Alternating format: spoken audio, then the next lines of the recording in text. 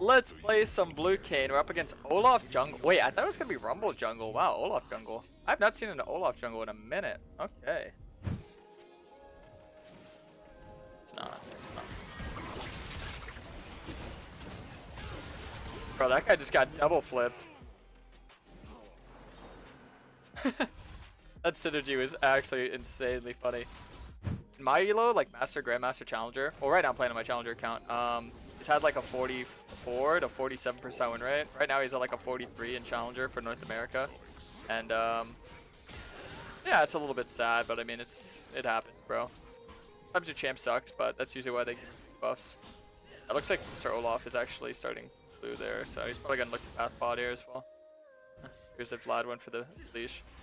Yeah, I mentioned that they would not remake because yeah, it's solo queue. People did not care. They did not give a damn, bro.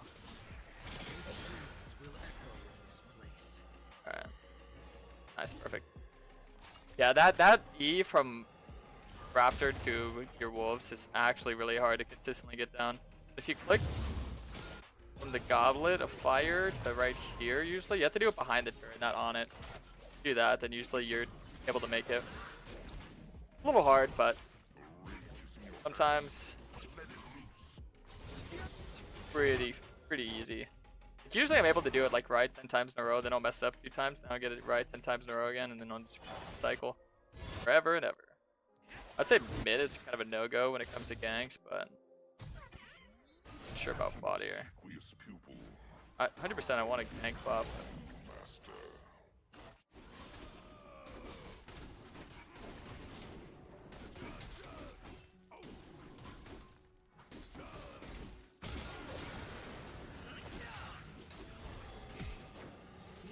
Nice. I didn't get his red there, but still. Yeah, that's a pretty common clear of what to do. Yeah, we'll look mid here instead of looking towards the bot lane. If we have 3 mid, this is so much more gankable because now we have the damage and the CC.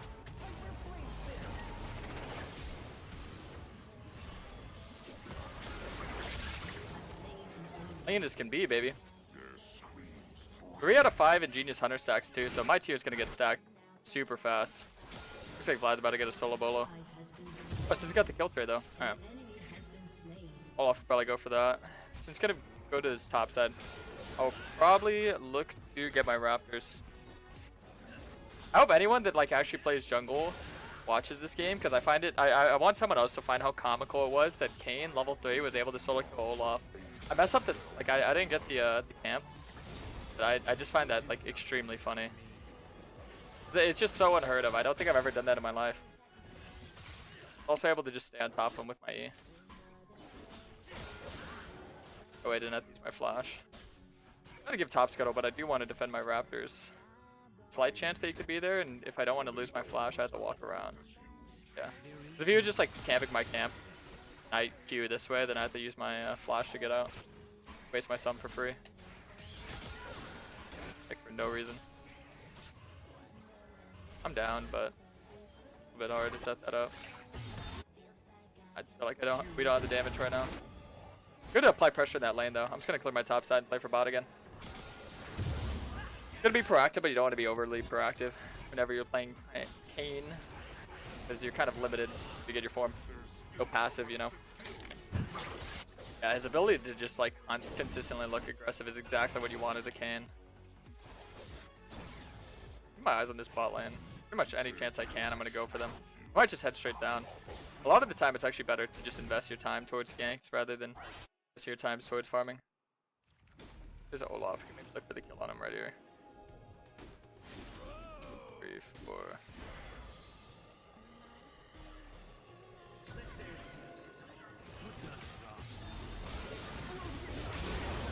Ow. Oh good, got the kill on him. As soon as we get him in the pinch there, he's just doomed. Aye! He dies though. Oh! Minions. All good, baby. I'll probably just farm my camps up. I want to make sure that I'm not like just farm a gank and not farming at all. Good thing about getting a lead though, and see, this is kind of how you build that leverage when you're perma ganking, is that usually you'll get like wave XP, and sometimes you even shove in the wave and take some CS from that, but usually when you're ahead, the laners are ahead, you can consistently get the scuttles. But I was actually too slow in this one. Dang it. Yeah, I should have prioritized it immediately. Olaf going for that is actually just a wrong play by him, because if I went, he would just die again, but I guess he just reached the point of dying so much that he doesn't care if he dies again. Yeah. It's good, because it shows that he's just really tilted this game. It's kind of good to like be able to kind of get in the mind of the enemy jungler. I'm not gonna lie to you, that's kind of what challenger jungling is all about, is kind of just reading the enemy jungler's mind. Just watching their gameplay and their mentality just slowly shift, because like he doesn't care about like being seen on the map, he doesn't care about going into like dangerous areas where he can easily die again, because he's already died twice and he's playing an early game champ. His lanes are getting like kind of rolled over, so kind of just like, ah, well, you know, if it works, it works. If it doesn't, oh well.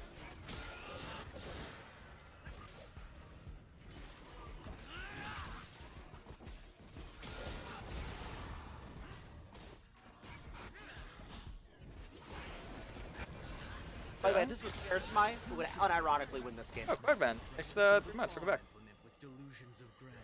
Very dangerous play here. Yeah, I was gonna say this guy could just walk on over to me. But here's that he should be right there. Yeah.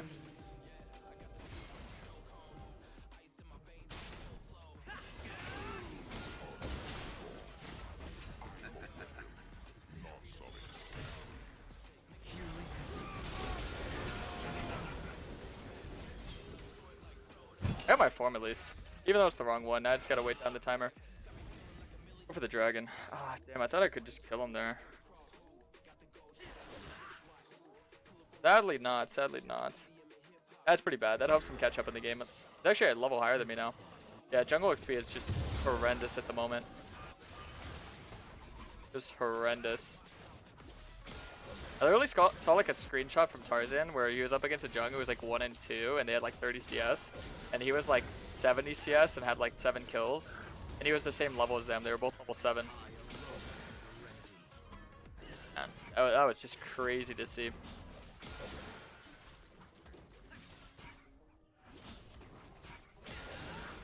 Dude, I remember back in the day, if you were a better jungler than someone, you could put them like 4 or 5 levels behind. It's funny that people still use like the terminology jungle difference, but it's such an outdated term, because it's like you can legitimately out jungle someone the entire game, die once them, and lose. I know, because that's pretty much how I beat a lot of people in high elo with Kayn. Jungle difference does not exist towards Kayn mains, because like out jungling a Kayn is just kind of expected. You get to come back and win, it just kind of like tears apart that entire narrative that jungle difference is reality. I think some games, yeah, if you're like just miles ahead of the enemy jung, doing everything, good matchup as well. Yeah, you could jungle dip, but Karasmai, who would unironically win this game. It's not. Almost 2 years. What's up, Lily? Almost 2 years. Thank you so much for the resub. Hope you've been well. Glad to see you online a bunch. Glad. By the way, this was Karasmai, who would unironically Oh, win Luigi, this thank game. you for the prime. That's fun. Another primer. Oh man, look at that guy. Went Stridebreaker, that's kind of a bad build, but I don't know what else he would get, I suppose.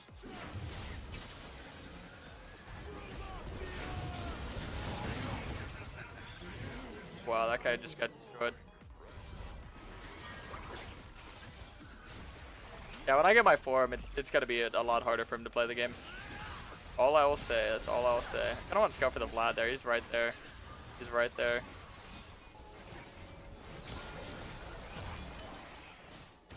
Yeah, I saw him with my E. Yeah, 1 minute. This is why these high elo games get so addicting, because look at how my team is like navigating around the map, and they're just able to pick up on like what we should be doing without me needing to tell them what to do. It's actually one of my favorite things, that whenever I like smurf a lot, because let's say there's too long of queue times in high elo, or you get target banned too much, people will be like, oh dude, why do you smurf? Like, how do you have fun pulling low elo players? But it's actually not fun at all for me playing low elo. Because it's like, I have to like do everything. In high elo, it's actually so much more like smooth, because it's really just like I stay in my lane and do my job. low elo, you have to do everything to win. Like, anyone in chat right now, if you're below the rank of, let's say, Diamond 2, do you feel like you have to do everything to win a game?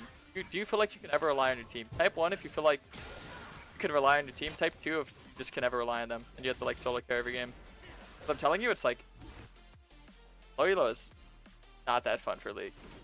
But high elo is so fun, so addicting. People ask me how do I play so much because I'm high elo, man. It's fun up here. Ow. There's three bodies. 3 big bodies. Go to hook, go to hook.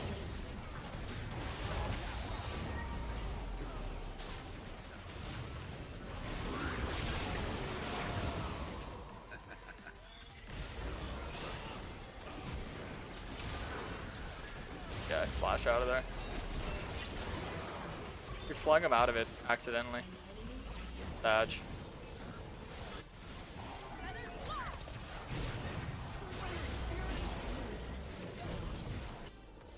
Dude, I don't think I've gotten a single scuttle against this guy.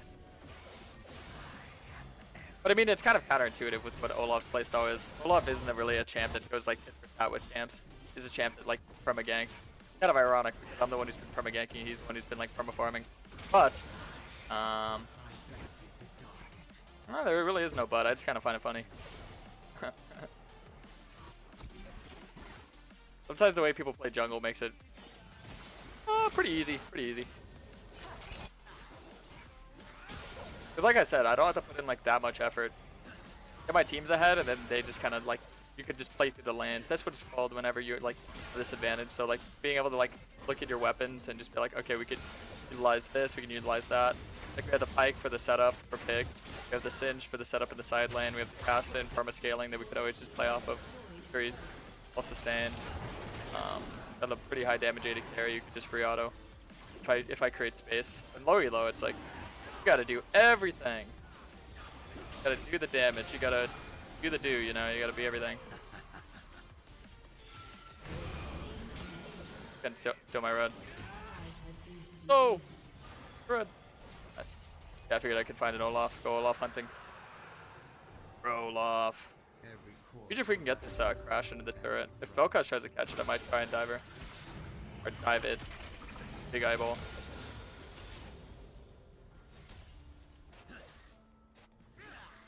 Hey, wait for the wall in case Vel'Koz is just camping over there. Might try and full combo me. Unironically, it has very high kill pressure. Rumble though. Yeah, I'm just taking the camp away from Olaf. I don't care if Rumble gets it. I just care as long as Olaf doesn't. He's already like pretty far behind, so just fully out of the game. I actually trolled this game pretty hard. Like, I could have easily solo lost the game by dying to Olaf earlier. I just limit tested my damage.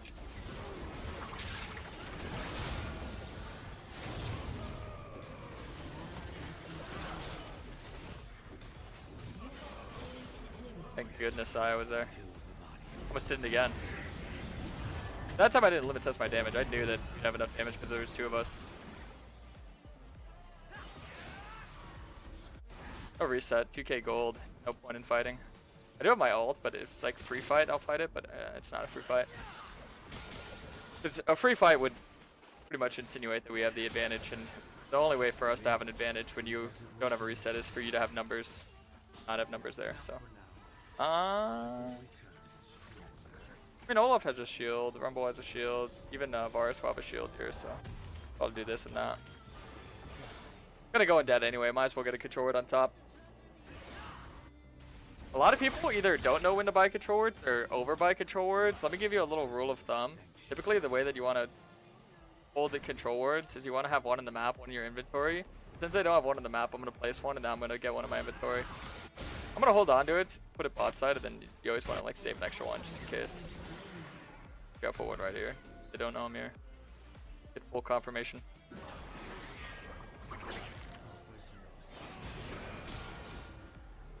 I think we can just send this guy, yeah. He's pretty well extended. Pike getting the kill is good because it makes them worth full amount of gold. Pike's actually a super oppressive champion towards like that are really behind because you still get full value out of killing someone who's not worth that much. Can we look top here? I want to open up the map even more. Killing the Vlad would be a huge dubski for us. I want to like replant my controller here. Yeah, just get confirmation. What I'll do here is I'll actually kill this with autos, and I don't think Vlad will want to walk up here. That'd be really weird if he was that confident to walk up to us. Oh no, he's not even here. Okay, perfect. Yeah, so see, sometimes this is where it's like just being smart about knowing when to hold your rift. A lot of people, they would just like throw the rift down all willy-nilly. If you're playing in a serious mode, you gotta know when like you actually have the space. Because the game is all about space. Space, space, space. Well, at least Blue Kayn it is. I don't have a controller now. Well, a valuable one, but fine. Because we have the rift to apply bonus pressure. Which just negates one man because one person's gonna have to clear out mid. They're not willing to give the towers for a dragon, I assume, because it's their first dragon. Our third dragon, so it's big for us. But their first dragon, so it's not big for them to get.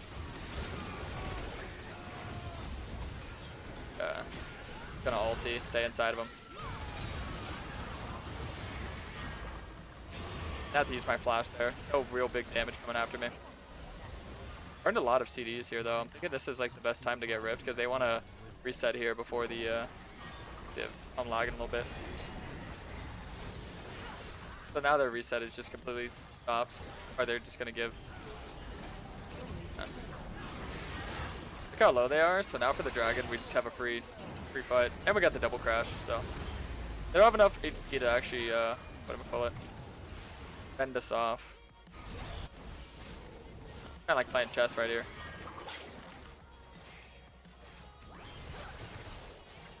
This is where jungling kind of looks like chess. Because it's like doing that move sets up my next move, and it sets up the move after that, because now we split them between the Baron and the Drag Soul. And they are not really able to walk into us because we have the dual engage with Singed and Pike. And we have the high mobility poke and whatnot. As you guys can see, me and Pike both analyzed. We both analyze what we're up against, and what we're up against is a tilted Olaf. So that's why we just keep on him.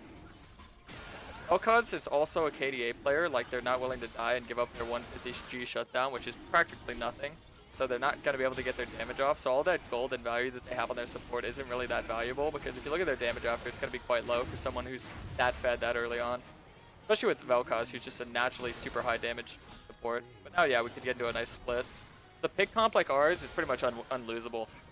Here, watch. I'll even gamble. I'll gamble. Twitch chat. If I lose this game, I'll give 20 subs. If you guys want a chance to win a free sub, type 20. Unironically, Type 20. Yo, Zayed, thank you for the prime. 100%. Every game could be losable. Like, let's say if you did this wrong, that wrong.